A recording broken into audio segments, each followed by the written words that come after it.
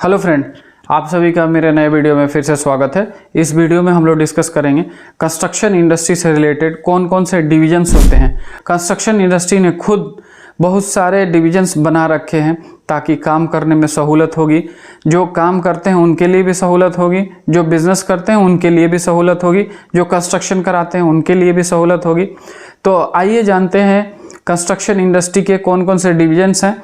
इस वीडियो से जो लोग इस इंडस्ट्री से जुड़े हुए हैं, जो कंस्ट्रक्शन इंडस्ट्री से जुड़े हुए लोग हैं, जैसे जो टेक्नीशियन हैं, जैसे प्लम्बर या फ्लोर डिज़ाइनर या इंजीनियर या आर्किटेक्ट या जो भी लोग हैं, उनको भी फ़ायदा होगा। जो बिजनेसमैन हैं, होलसेलर हैं या रिटेलर हैं या वो फ्यूचर में बिज़नेस करना चाह रहे हैं, उनको जानकारी चाहिए, तो उनके लिए भी ये वीडियो काफ़ी काम आएगा। तो आइए जानते हैं कंस्ट्रक्शन इंडस्ट्री में कौन कौन से डिविजन्स होते हैं। सबसे पहला डिवीजन होता है बिल्डिंग मटेरियल का डिवीजन।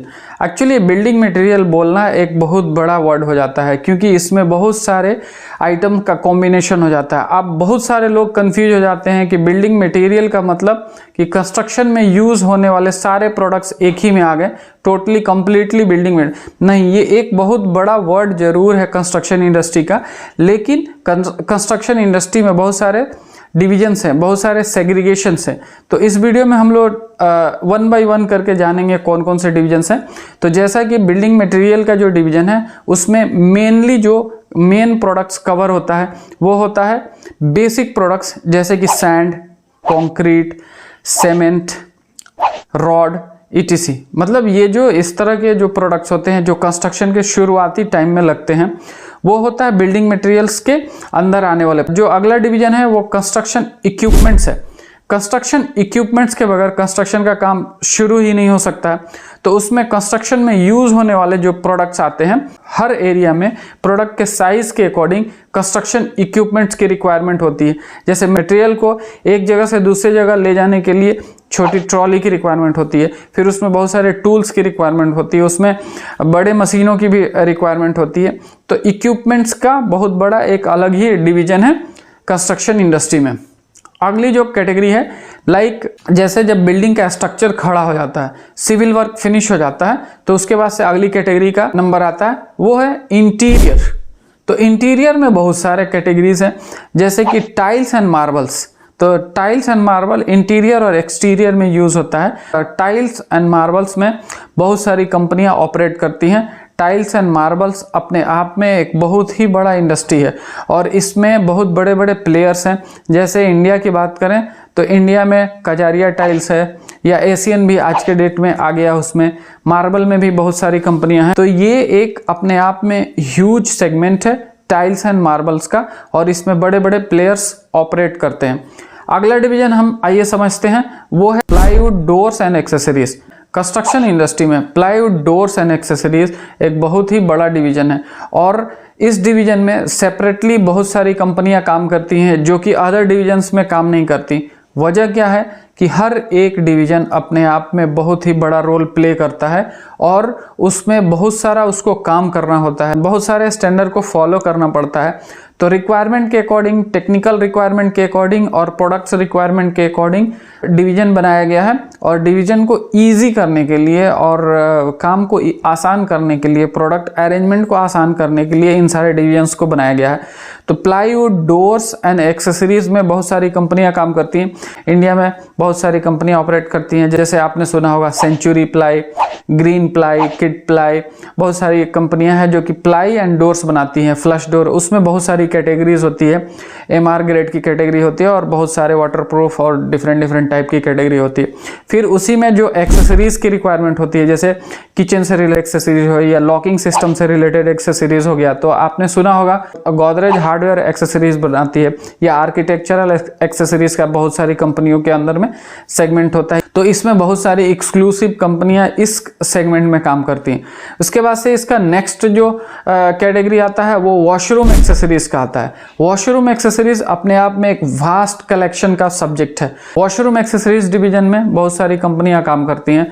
उसमें भी आज के डेट में कॉमनली एशियन के भी प्रोडक्ट्स आ गए हैं, जैसे आपने सुना होगा हिंडवेयर का या जैक्वार का, या बहुत सारी ऐसी कंपनियां हैं, इंडियन कंपनियां हैं, बाहर की भी कंपनियां हैं जो कि वॉशरूम एक्सेसरीज में ऑपरेट करती हैं। उसके बहुत सारे कलेक्शंस होते हैं। स्टील टाइप्स के अकॉर्डिंग बहुत सारी कंपनियां काम करती हैं। जैसे बहुत सारे कोस्टल एरिया में या नॉर्मल एरिया में कुछ लोगों को या तो प्रीमियम प्रोडक्ट चाहिए होता है, नहीं तो इकोनॉमिकल प्रोडक्ट चाहिए होता है। तो इकोनॉमिकल प्रोडक्ट्स के लिए डिफरेंट कंपनियां हैं। तो इस सेगमेंट में भी बहुत सारी कंपनियां ऑपरेट करती हैं, वॉशरूम एक्सेसरीज में भी। अगली कैटेगरी इलेक्ट्रिकल डिवीजन। जैसा कि आप जानते हैं पूरे बिल्डिंग का कंस्ट्रक्शन हो रहा हो और इलेक्ट्रिकल वायर का अगर यूज ना किया जाए बिल्डिंग का काम पूरा नहीं होगा। तो इलेक्ट्रिकल इक्विपमेंट्स को लगाने के लिए, इलेक्ट्रॉनिक इक्विपमेंट्स को फ्यूचर में ऑपरेट करने के लिए इलेक्ट्रिकल प्रोडक्ट्स का यूज किया जाता है और उसमें हर जगह जहाँ पे रिक्वायरमेंट होती है उस हिसाब से वायरिंग की जाती है। इलेक्ट्रिकल के बहुत सारे सामान लगते हैं, तो इसके लिए अलग से बहुत सारी कंपनियां इलेक्ट्रिकल प्रोडक्ट्स को बनाती हैं और अच्छे क्वालिटी का बनाती हैं। जैसे आपने सुना होगा हैवेल्स का, इंडिया में हैवेल्स का अच्छा रैंकिंग है इलेक्ट्रिकल इक्विपमेंट्स बनाने में। उसके बाद कोना है या एंकर है या बजाज है या बहुत सारी कंपनियां जो कि इस फील्ड में ऑपरेट करती हैं। इलेक्ट्रिकल और इलेक्ट्रॉनिक इक्विपमेंट्स भी कुछ कंपनियां प्रोवाइड करती हैं। तो आइए चलते हैं, अगली कैटेगरी है मोटर एंड टूल्स। बिल्डिंग बनने के बाद या बिल्डिंग बनने के दौरान बहुत सारे मोटर्स की रिक्वायरमेंट होती है और टूल्स की रिक्वायरमेंट होती है। तो इसलिए टूल्स का भी अलग एक डिवीजन होता है, मोटर का भी एक अलग डिवीजन होता है। तो उसमें भी बहुत सारे कंपनियां ऑपरेट करती हैं, अच्छे से अच्छा प्रोडक्ट डेवलप करती हैं। उसके कुछ नाम इस तरह से हैं जो कि मोटर बनाते हैं या टूल्स बनाती हैं कंपनियां। अब उसके बाद से एक और कैटेगरी आती है पेंट की कैटेगरी, जो कि बहुत ही वाइटल कैटेगरी है। Paint and decorative plasters. Paint and decorative plaster अपने आप में एक बहुत ही ह्यूज सेगमेंट है और इसमें एशियन पेंट, नेरोलैक, बर्जर, बहुत सारी बड़ी बड़ी कंपनियां इसमें ऑपरेट करती हैं और उन लोगों ने इसमें अच्छा कलर ग्रेडिंग्स दे के कस्टमर को बहुत सारे ऑप्शंस प्रोवाइड किए हैं, इकोनॉमिकल में भी, प्रीमियम में भी, और भी बहुत सारी ऐसी कंपनियां हैं जो कि सस्ते में भी प्रोडक्ट बनाती हैं। तो इस तरह से बिल्डिंग मटेरियल के ये सारे डिवीजन्स हैं। इसके अलावा भी माइक्रो लेवल के इसमें डिवीजन्स बहुत सारे हैं।